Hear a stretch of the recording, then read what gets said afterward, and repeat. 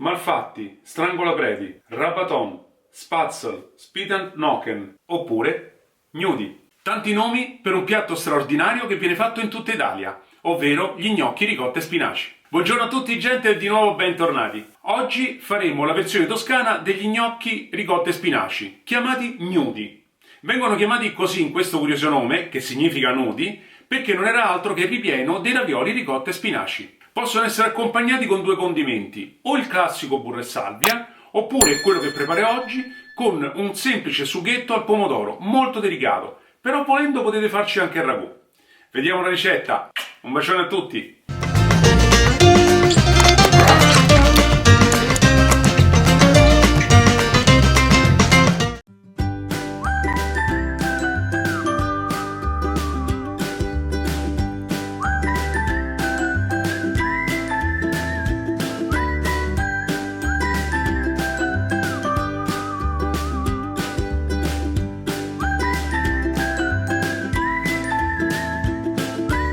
Lessate gli spinaci in acqua leggermente salate e strizzateli per bene.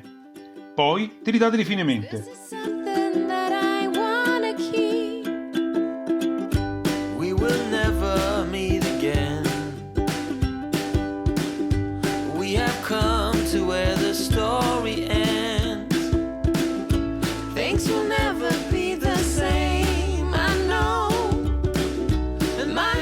Metteteli in una ciotola capiente insieme alla ricotta e amalgamate.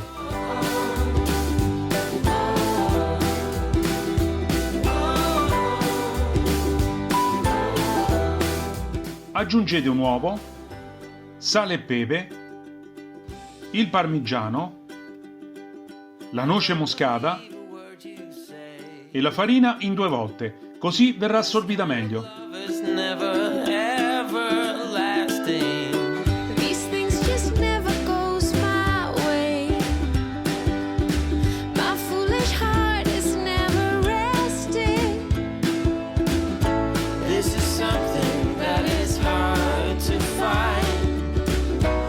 Se non volete sporcarvi le mani per fare gli gnudi, potete aiutarvi con 2 cucchiai creando delle quenelle e vi assicuro che è molto meno difficile di quanto vi faccio vedere nel video. Basta solo un poco di pratica.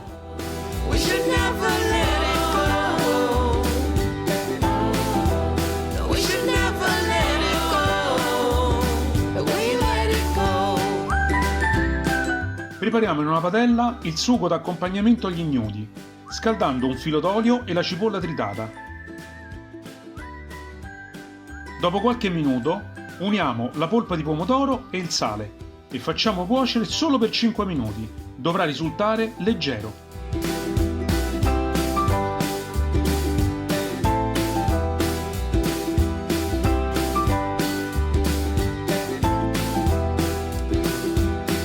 Appena bolle l'acqua mettiamo gli gnudi.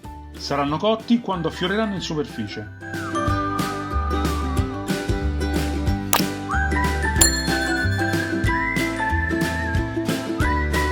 Scolateli e adeggiateli nel sugo preparato in precedenza.